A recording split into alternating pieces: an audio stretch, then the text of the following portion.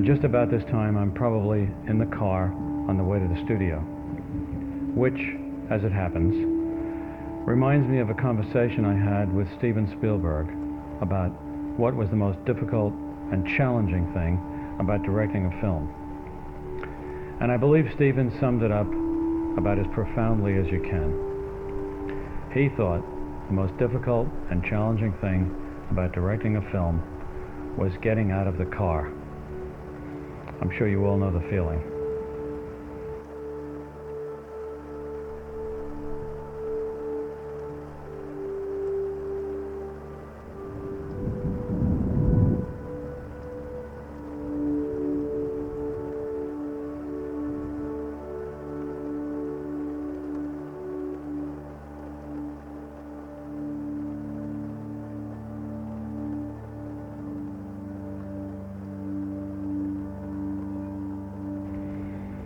But at the same time, anyone who has ever been privileged to direct a film also knows that although it can be like trying to write War and Peace in a bumper car in an amusement park, when you finally get it right, there are not many joys in life that can equal the feeling.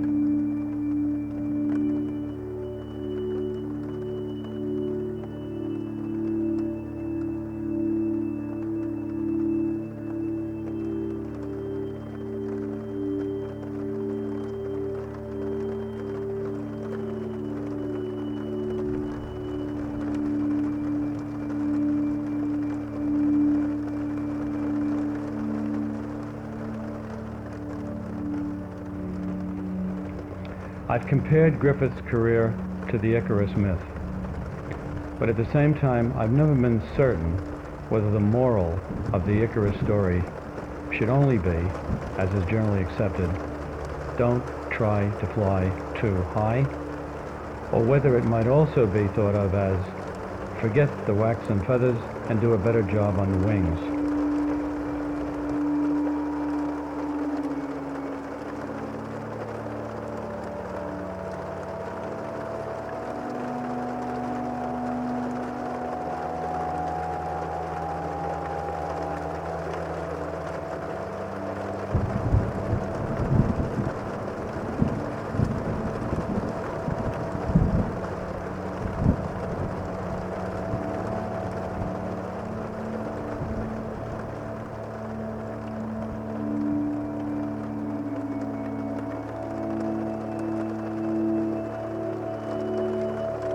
If anything is, if it has any substance and subtlety, it is difficult to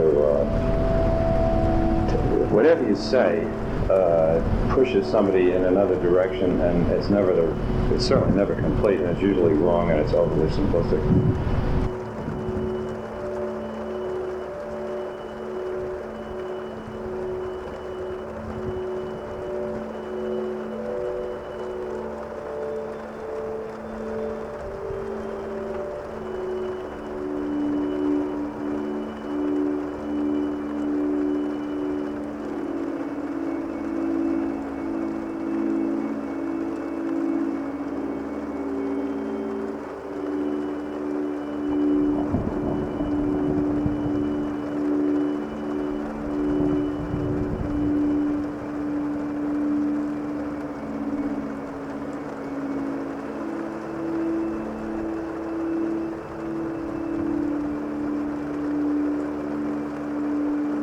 Well, I mean, it's subtle in the sense that, the criteria, starts off being when you read, assuming that it's a book or something somebody's written, when you read it for the first time, I mean, that's your only really pure experience with it, and that's one of the things I like about not writing original material, although I'm not even certain that I could. But you have this tremendous advantage of reading something for the first time, which is an experience you'd never have again with the story. I mean, the first time is something which you cannot ever guess about,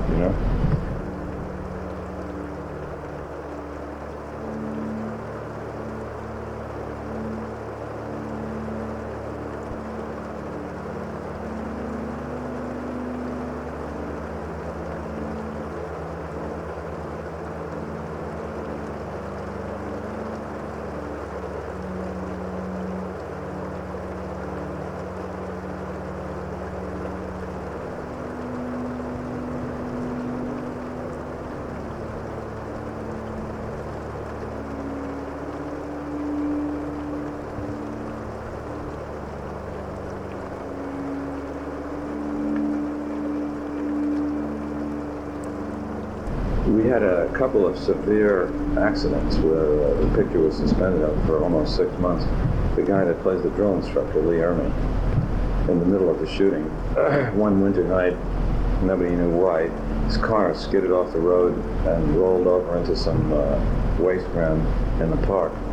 At about 1 o'clock in the morning, he broke all the ribs on one side and did tremendous injuries, and probably would have died, except he was conscious and was flashing his lights because the car couldn't be seen from the road. And he remained conscious and kept blinking his lights and blowing his horn. And after about, I don't know, he doesn't know how long, but a long time, a motorist stopped because he was in a place called Epping Forest where there's a lot of murders. They always find bodies there. And it's not the sort of place you get out of your car at 1:30 in the morning, go and look and see why somebody's flashing their lights. But somebody did, and but he was out for about 4.5 months.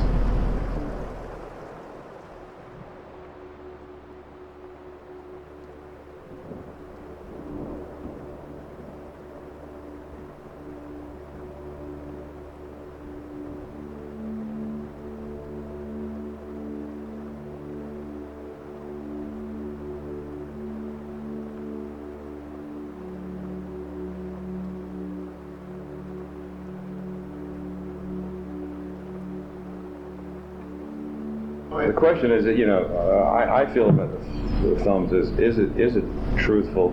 Is it interesting?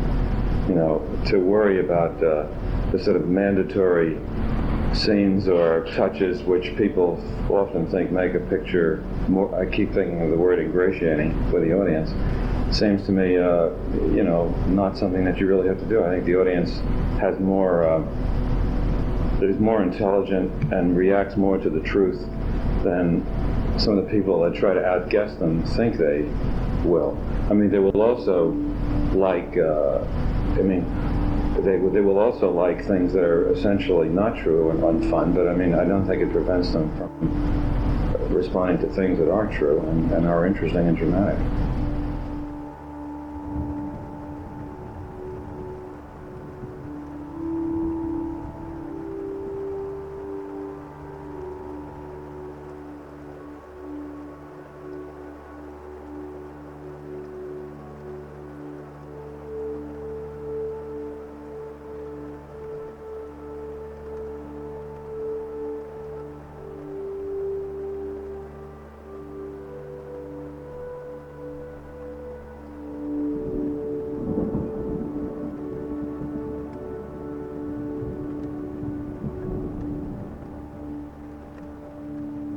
I mean, the world is not, as it's presented in the Frank Capra movies, as good as they are, and as much in them that may be like life is sometimes, very rarely, I must say.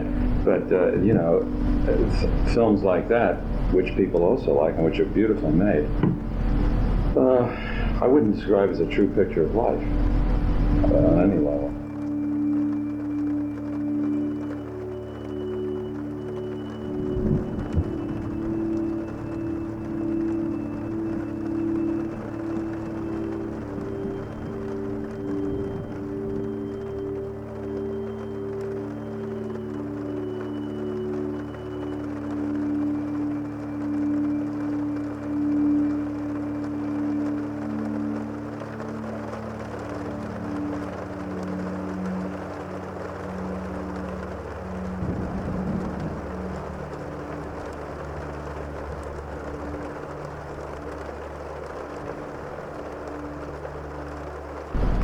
Well, because sentimentality, I think, essentially means something that is not really true. I don't discount sentiment or emotion, but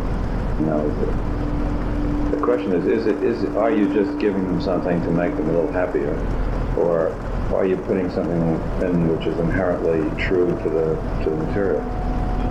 Are people behaving like we all really basically think people would behave, or are they behaving perhaps the way we would like them to behave?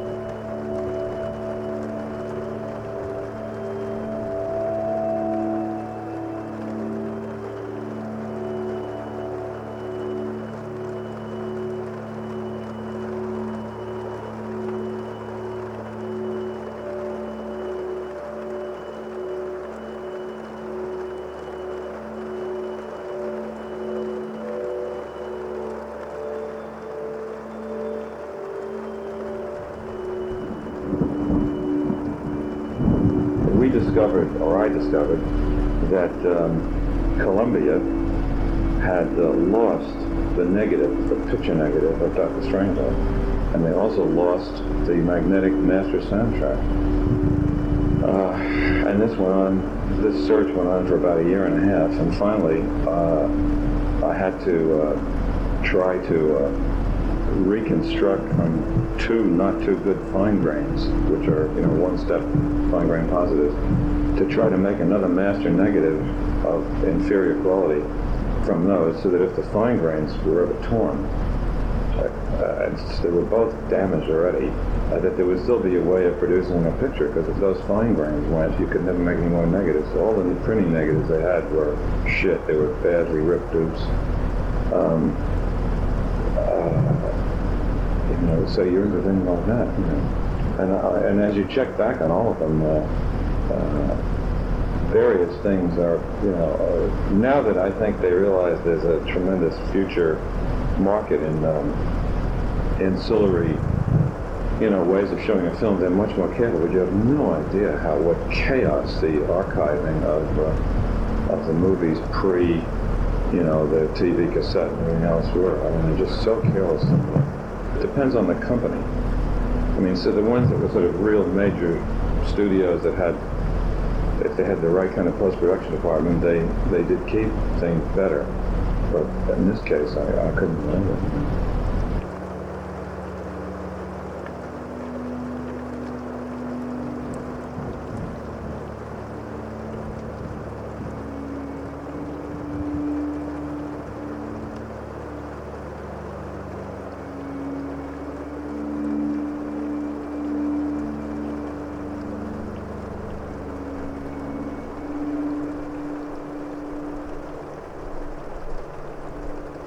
In hiring the Marine recruits, first of all, we wanted to get guys that looked right. And one of the things that I've noticed in most war films is that when you put together 50 guys supposed to look like Marine recruits, not all of them look right. Whatever looking right means, this is what I thought looked right. So we interviewed hundreds of guys who were ex-paratrooper, territorial army guys of the right age, young British. Okay. And in the course of these interviews, the way we did it is that Lee lined them all up and did an improvisation of the first meeting of the drill instructor and the recruits. And two things could be done. First of all, you could see how they'd react, because they didn't know what he was going to say or anything, and he would come on with all this stuff. So we wound up with about, I would say, perhaps 150 pages of dialogue that came out of these improvisations, some of which was so off the wall that we couldn't even use it in the movie. But a lot of the off the wall stuff, like Lawrence, that name sounds like royalty. Are you royalty? It just came out of these, I don't like the name Lawrence. Lawrence is, for sailors, faggots and sailors. You're so ugly you could be a modern art masterpiece, stuff like that. This just came out of these improvisations, so we worked it into the main part of the scene. I mean, some of the things like, I like you, you can come over to my house and fuck my sister, that's on the book. And a lot of it's in the book, but he also created a tremendous amount of stuff.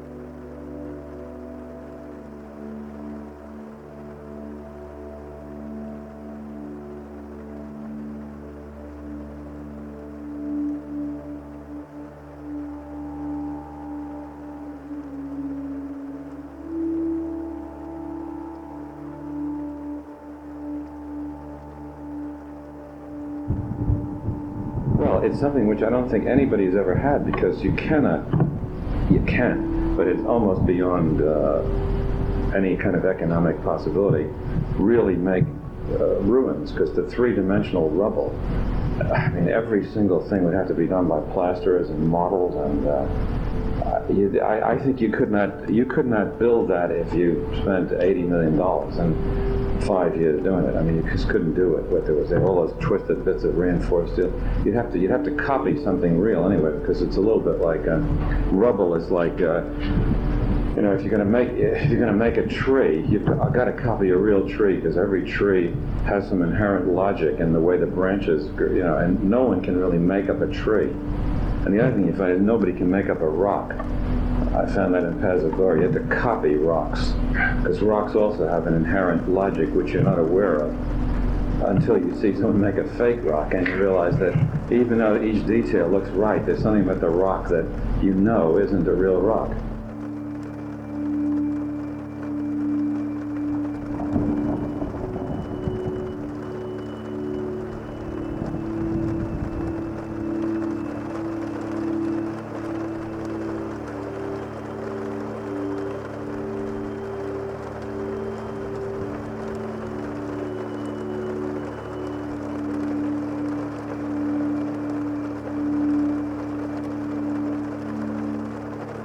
I have, you know, a Compact 2, you know, the 286. It's called the Compact 286, you know, 20 megabyte hard drive, and I use, you know, word processing, database, and spreadsheet, which is tremendous help. I mean, no doubt, it's the dreariness of keeping track of things.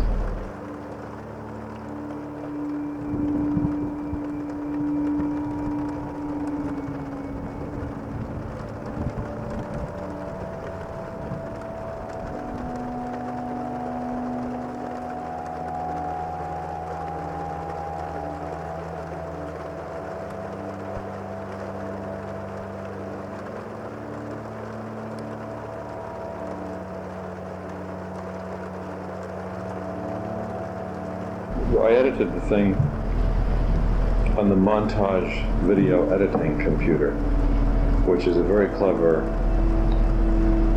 device where you load the material of the scene into 17 different tape transports. You have the same material on 17 machines.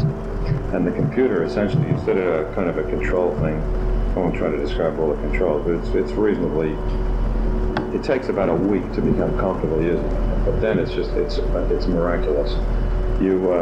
What you do is it looks like you're editing film. I mean, you feel like you are, but all you're really doing is you're giving time code instructions to these machines. You know, go to this time code, turn yourself on, and when you get to this time code, turn yourself off, by which time the next machine has run down to the next cut, and so forth.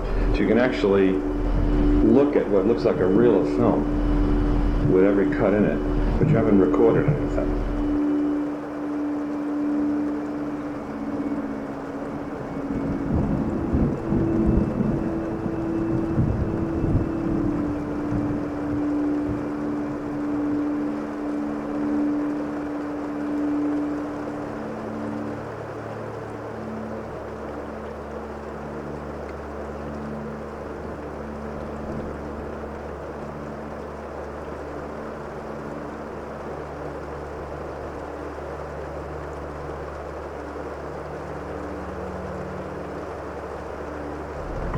You sit in front, you have a TV screen, it's on TV, and then you have 8 little screens beneath you where you can sort of scroll by the first and last frames of every thing that is in the scene.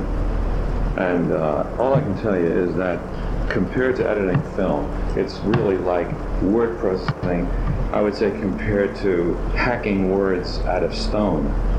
The thing is that if you record the tape and then you try to change it, you don't have room. You know, it's recorded. This way, you look at a cut, so I think I'll make that 4 frames longer. You just go to the little thing, next time you see it, it's 4 frames longer. Because all that's happening is the time code has changed. And instead of the machines doing what they did before, they're doing it, you know, X number of time code frames different.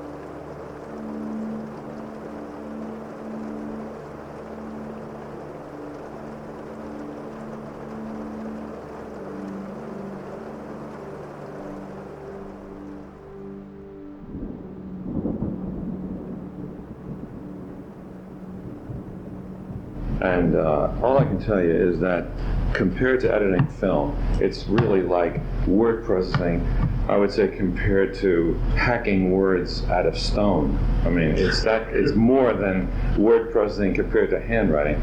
It's so much easier. Handling film is very clumsy and slow. I mean, the equivalent thing is you've got a row of boxes on the shelf with tapes in them. You've got to take the tape, or even if they're not in box, you've got to take the film, thread it up onto a Steenbeck, run it down to the place you want to look at.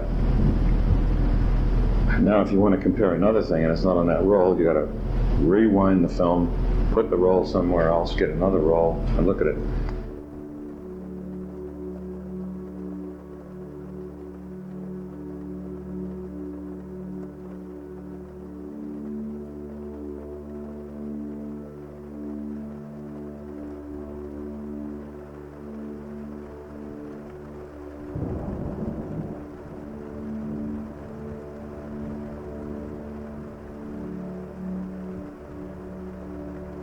This thing allows you to, for example, if you have, I don't know, say 10 takes from different angles, and you want to compare the readings, you can literally isolate each bit so that if the guy says, hello, come in and sit down, you can see hello, come in and sit down 10 times in a row without any weight, and judge which one you like best. And then if the next bit that you put on, which you thought was the right bit, doesn't go with it, you go immediately back to those other 10, pick another one, and it's just like, it is like word processing, but it's much faster than the comparison of, say, word processing to handwriting.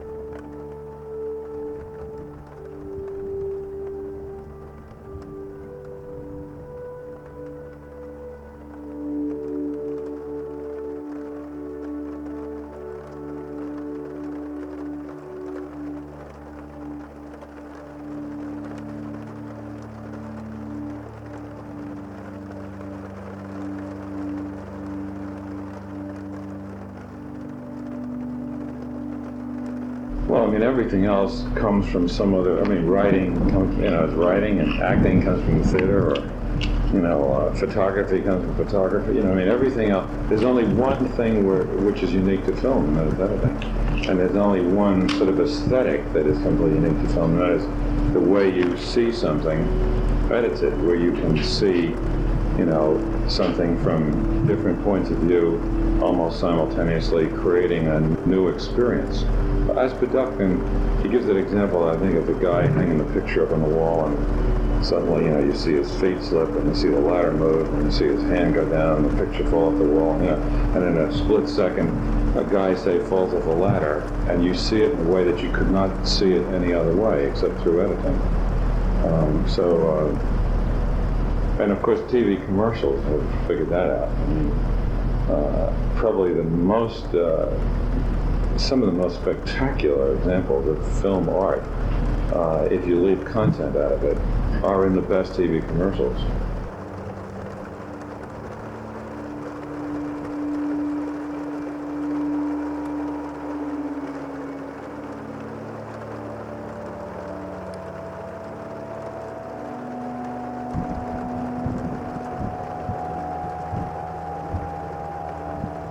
Well, the ones that struck me, as I get the pro football games sent over to me, and Michelov has done a series last year of kind of impression people just having a good time with the editing and the photography, and just the visual stuff is, I think, is the most brilliant I've ever seen.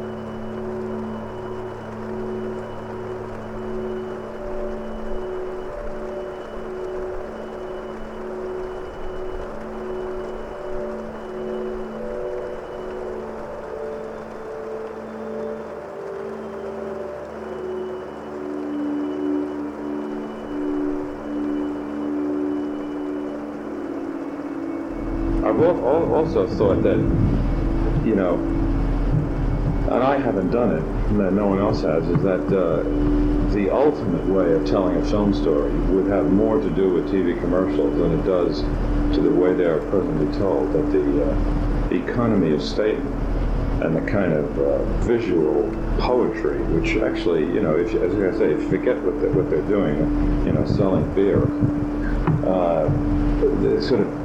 it's really visual poetry that if you could ever actually tell a story with anything like that kind of approach, first of all, you could handle vastly more complex and subtle material.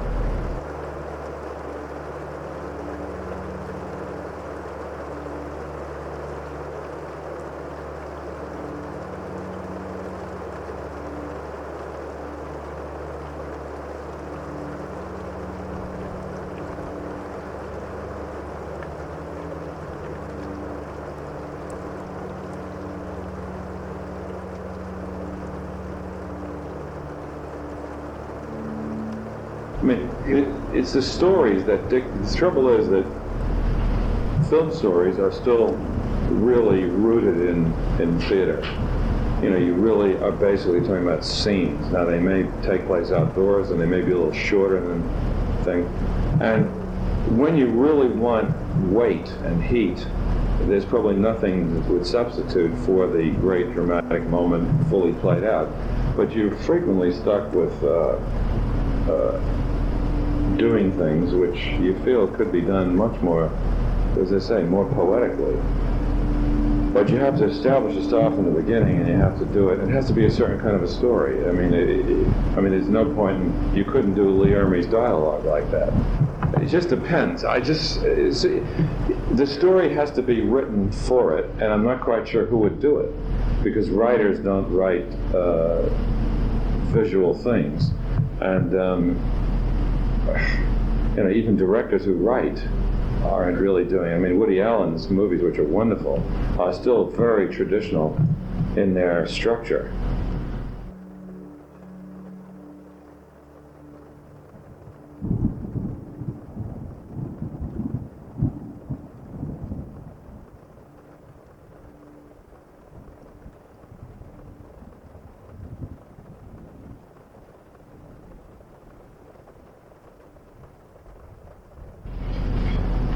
I hope I got the year right on the Michelob beer, because some of my TV, occasionally I find myself looking at a 1984 game. I think that the Giants were in the play. You know, they were. I like to watch pro football. Don't you?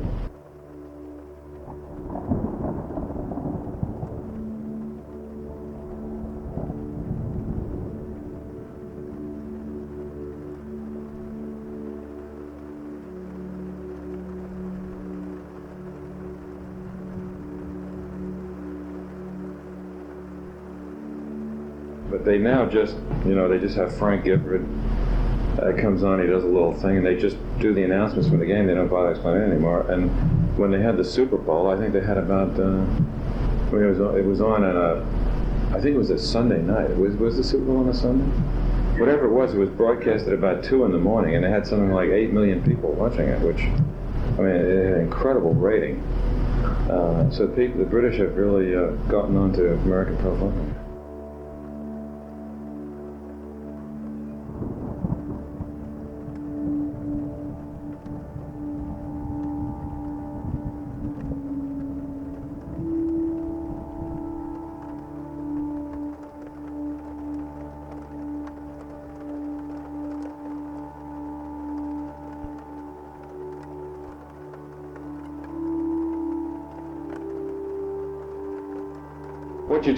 What you do wonder watching rugby is they do, you know, all they're ever doing is sort of lateraling the ball, and you rarely see a fumble where the other team picks up and runs for a score. You're watching rugby, you have the feeling they could do more of it in pro football, but I guess it's too dangerous.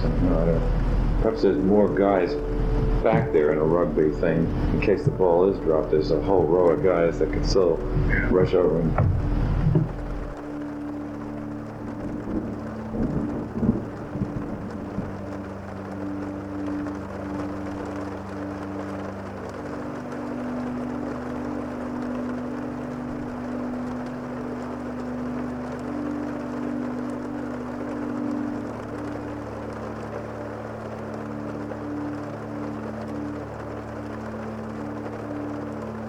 There are three places I could live that would be practical, because you got to live in some kind of a major production center.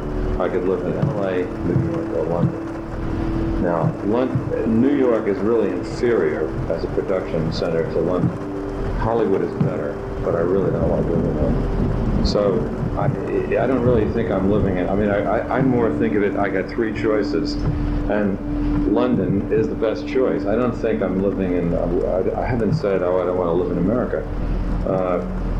But I would have to live in one of those three places. And it really comes down to that. And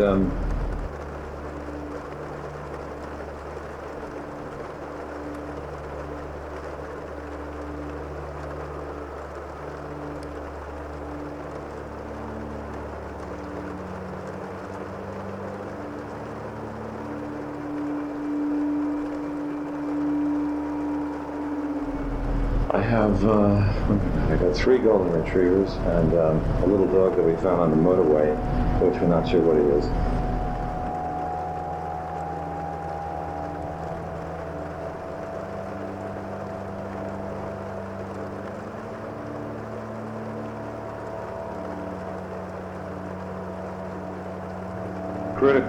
The critical opinion on my films has always more or less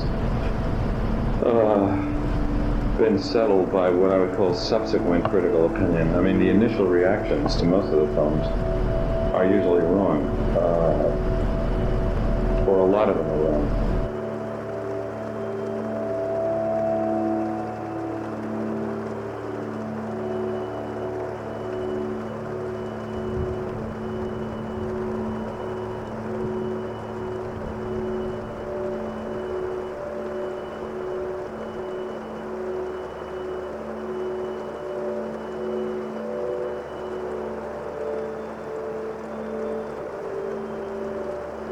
The other problem I find is that people are always looking, they come to my films expecting the last film, or the film before the last, and they're coming waiting for something, and when it doesn't, like waiting for a fastball, and then somebody throws you a slow changeup, and they don't like it.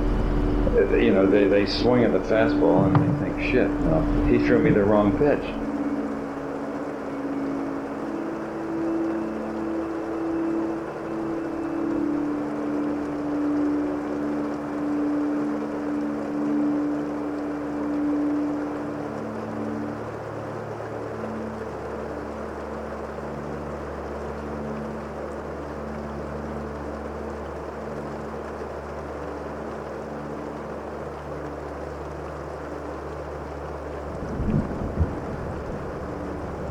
It always happens with the actors that themselves have been unprepared. Actors are sometimes undisciplined enough not to go home and go to sleep at night and learn their lines, and they go out and they come the next day and they haven't learned their lines. They cannot act without knowing dialogue. If you have to think about anything when you're acting, even if you can say the words, you have to think about the words. You cannot work on the emotion. And even even thinking about the words make mistakes, you're just miles away from what you're doing. So it's happened on every film, where somebody will do this pretty consistently. And once they start, there's not much you can do. You can fire them on day one and maybe replace them. But when you get into day 12, you can threaten them, you can cajole them, you can try to appeal to their sense of what reputation they're creating among the crew, but it doesn't. Some people are simply not able to get themselves sufficiently together to, over a period of time, discipline themselves and go home and work, So they come in and they don't know their lines. So now we get into a thing where, do you start shooting? Or at what point do you start? So you usually start too early. They blow a lot of takes, or they're not doing it properly. So you wind up, say, with this particular actor, maybe doing 30 takes of something, and every one of them is in some way fucked up because he really hasn't got a grip on it. Then the guy gets back to America, and if he's nice, he says, oh boy, Stanley's such a perfectionist. He does 100 takes on every scene. I had to do this thing, 100 times. So the 30 becomes 100. And of course, they never say why you did so many takes. I don't do a lot of takes when it's good. You know, you really, there's no way to fake your way through it if you don't know the words. If you have to think, you cannot think about the words. And you can see it in there, you can just see a lack of concentration in their eyes, and there's no way they can do it. And, you know, you're stuck, you're standing there, there's 100 people waiting. So you either try to shoot it and hope you get something out of it in pieces, or you send them back to their dressing room, you do nothing, and they're trying to learn the lines. So whatever happens, it's not good.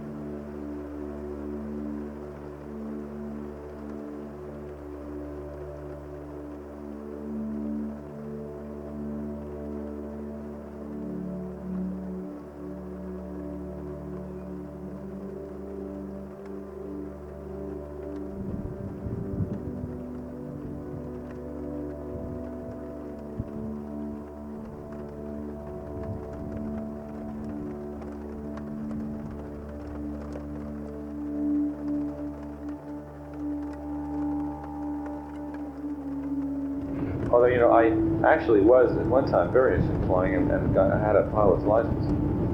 I flew out of Teterboro Airport in New Jersey. And I don't know what it was, but perhaps just a little bit of knowledge, and I began to just not like airliners. And, you know, a lot of people don't like to fly. And some people fly being afraid, and some people just don't. I suppose if I absolutely had to, I would, but I just don't.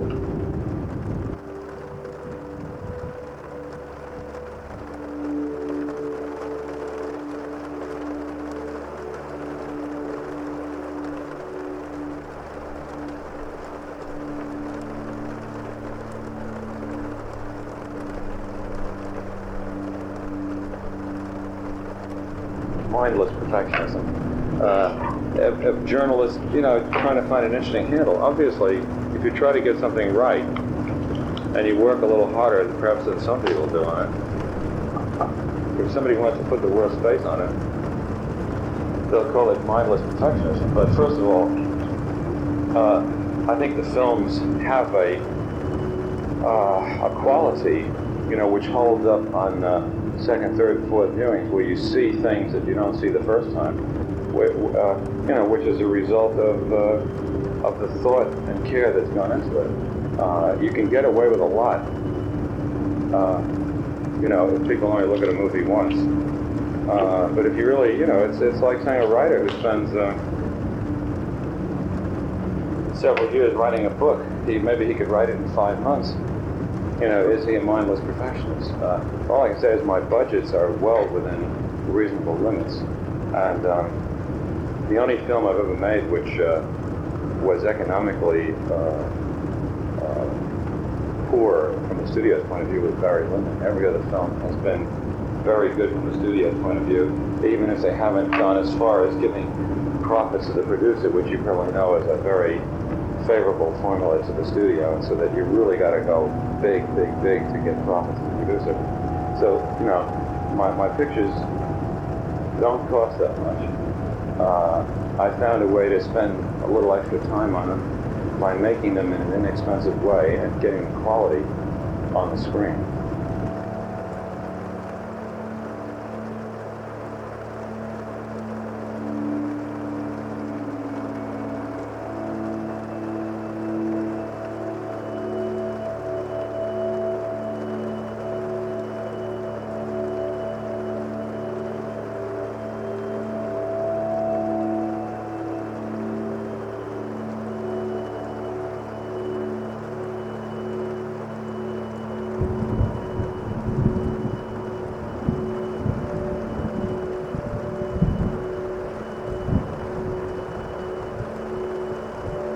That's why you have to really love the story to begin with and want to spend the time on it. I'd much rather spend 3 or 4 years on one film than make, you know, 2 or 3 films in a period and let all sorts of things go wrong.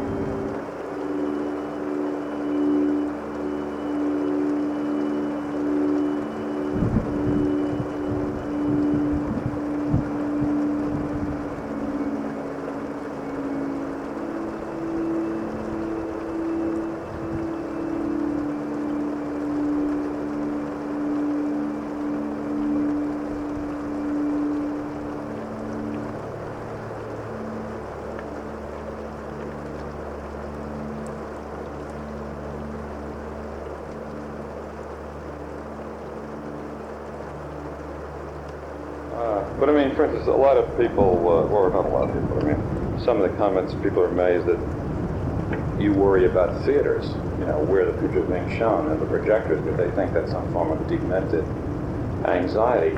But I mean, for instance, Lucasfilms put up some money and have a thing called the Theater Evaluation Program, and they went around and checked a lot of theaters, and they published a report, and the report virtually, confirms your worst suspicions that, that within one day, 50% of the prints are scratched, that the theaters are usually have something broken, the amplifier is no good and the sound is bad, the reflector has burned out in the back of the thing, and the light's uneven and dark, and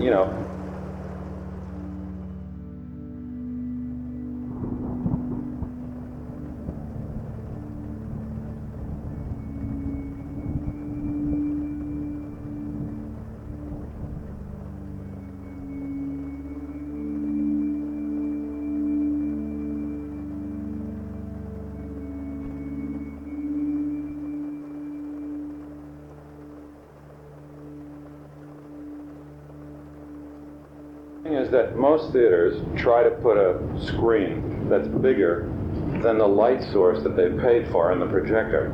If you buy a 2,000 watt projector, and really that's only going to give you a decent picture, say, I don't know, 20 feet wide, and you make the picture 40 feet wide by putting on a wider angle lens, you're putting in 200% less light. It's an inverse law of squares with doubling the picture size. And so they try to get away with a cheaper light source. It costs more money to buy the bigger thing. They might have to buy a new projector, but they want the biggest picture, so it's dark.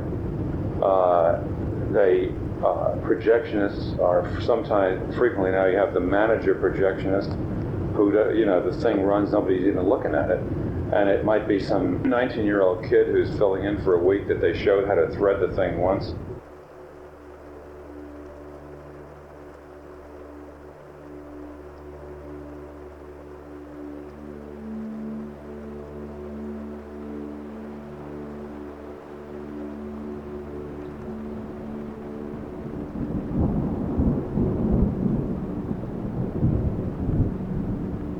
And exhibitors are terribly guilty of ignoring the quality that the minimum quality they should put on the screen.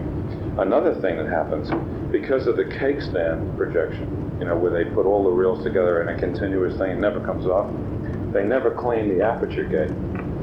And you start that one little piece of gritty dust gets in there, and every time it runs it gets a little bigger. And after a couple of days, it's starting to put a scratch from one end of the film to the other.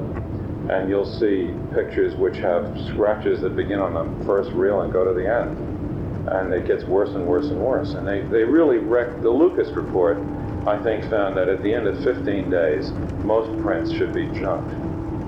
Now, is it an unreal concern if I want to make sure that on the press shows or on the key, city things, that someone goes and checks the theater out 3 or 4 days before to make sure nothing's broken? Because a lot of times it's just that stuff is broken and the manager hasn't wanted to repair it, or the theater owner doesn't give a shit. So, and since it's really only a phone call or two, or pressurizing some people to go and do it, it's not that hard to try to get it done. So I do it.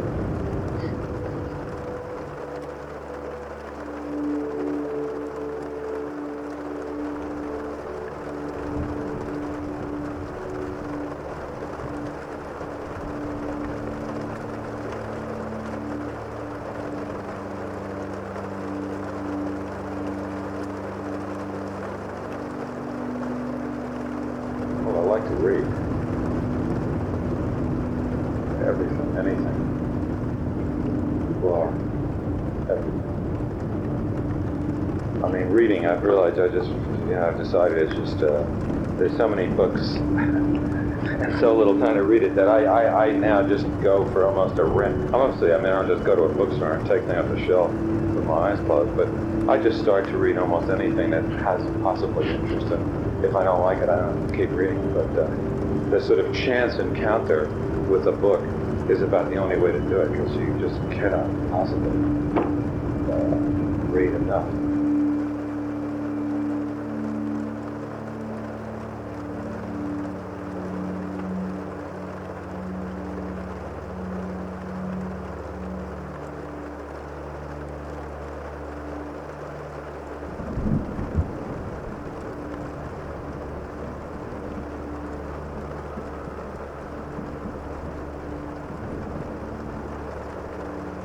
When a book sounds interesting, it almost always is interesting to read. Unfortunately, so few books are suitable to make films of for millions of reasons. I mean, one of which is that novels, especially if they're good, are usually destroyed in the process of trying to make them into a film.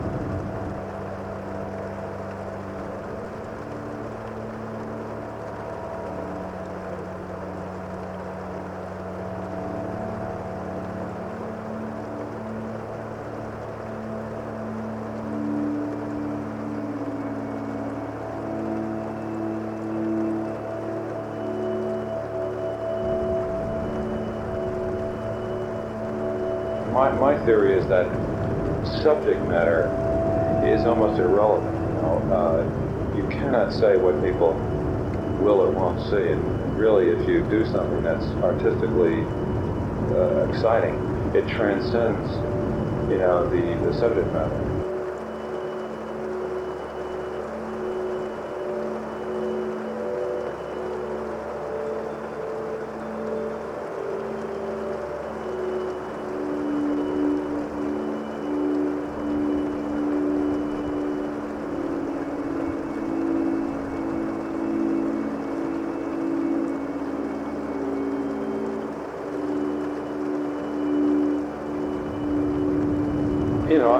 I think, the criteria, are you being true to the material and is it interesting? That's all you can think about. If you try to outguess, how will people react to this or that, you don't know what you're looking at. You can't really guess that. Does it give you pleasure?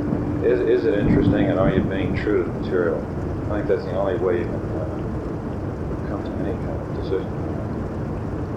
You're writing a screenplay.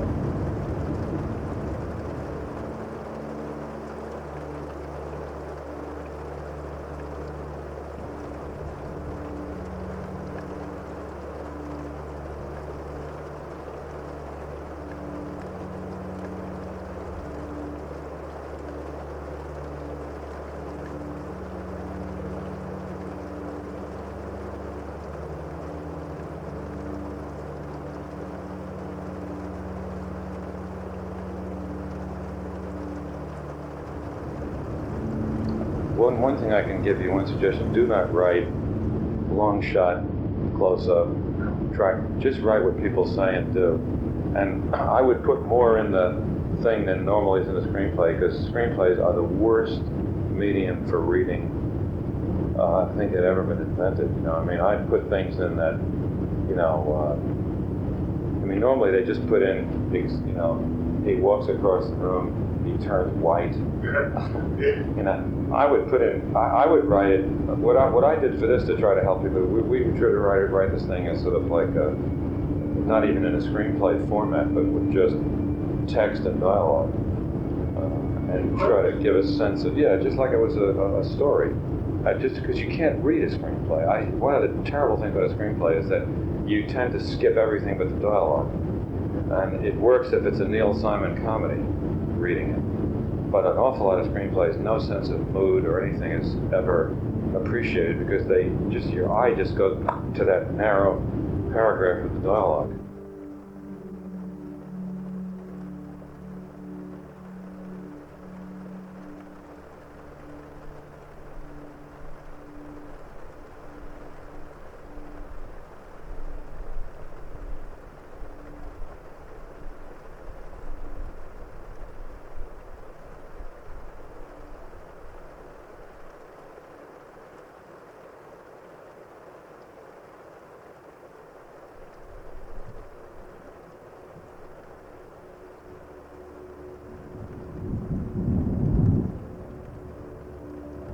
Well, that's right. I said to you earlier, it's sort of like breaking a code.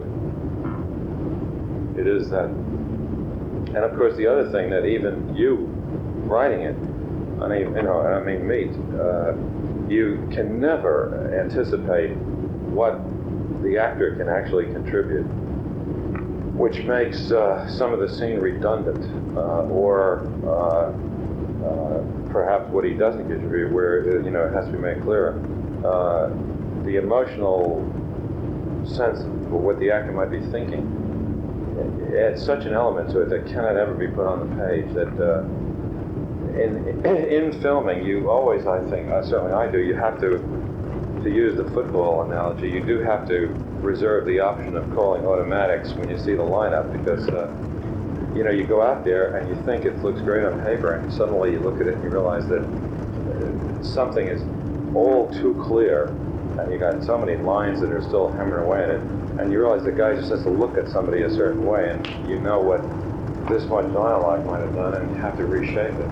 Or conversely, it isn't clear at all, or it's something, or another thing that happens is an idea may arise that you just never thought of. That's so exciting when you actually see it happen, and you have to cobble something together right on the spot.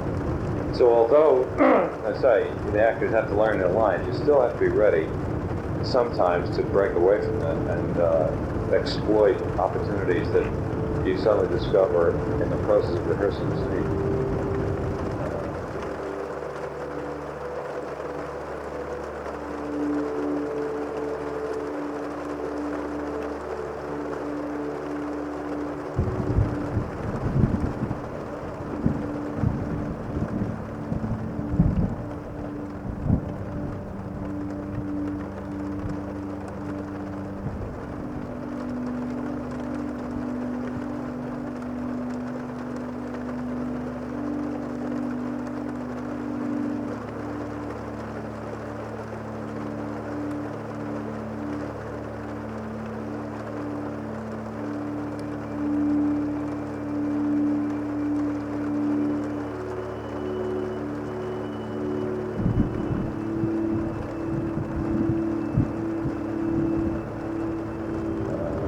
I find that the only difficult part of making a movie for me is the first working out of the scene, shooting it. Once you know what you're doing, and once they know what they're doing, and once you're sure that what they're doing is interesting and relevant, getting them to do it right is relatively easy unless you've hired the wrong people.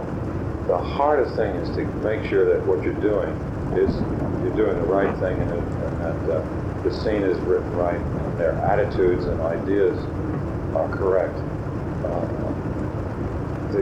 Getting it out of them is the easiest part.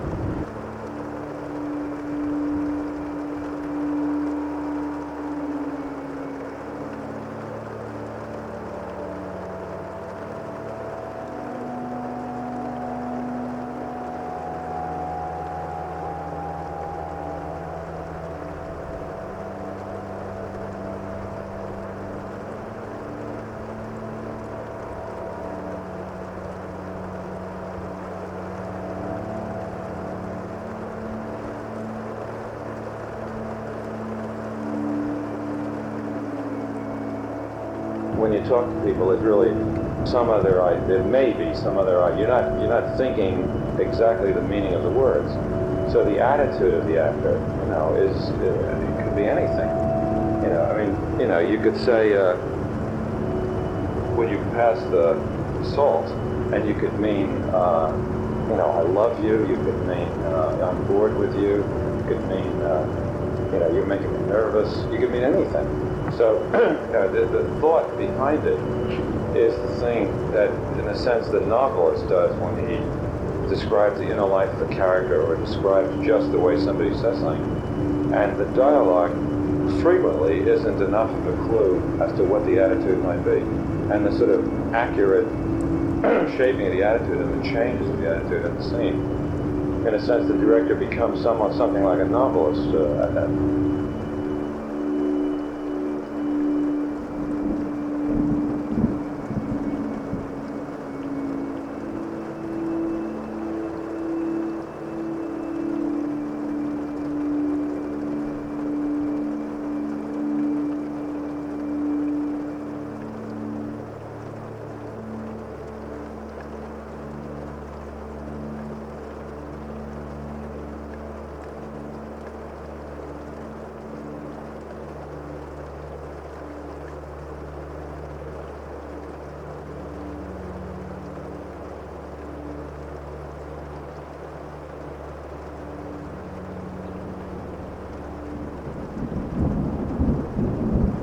I'll think about it, and if you want, I'll fax it to you.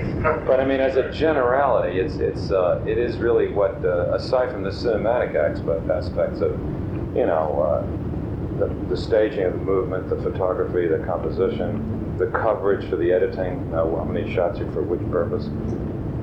Certainly from the acting point of view, that is really what you're talking about. And then you just become, the next thing you do is you become a sort of a taste judge. You know, is the balance right? You know, first of all, is it real?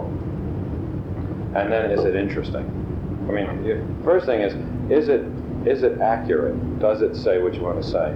Second, has he managed to make it real? Because it could be accurate, and he hasn't found a way to make it real. But even if you get it accurate and real, there's one last step that if you really try to get it working, is can you make it more interesting? Is there some aspect of the thing that can make it more interesting? And those really are the three things that an actor, you know, that you're concerned about with a performance.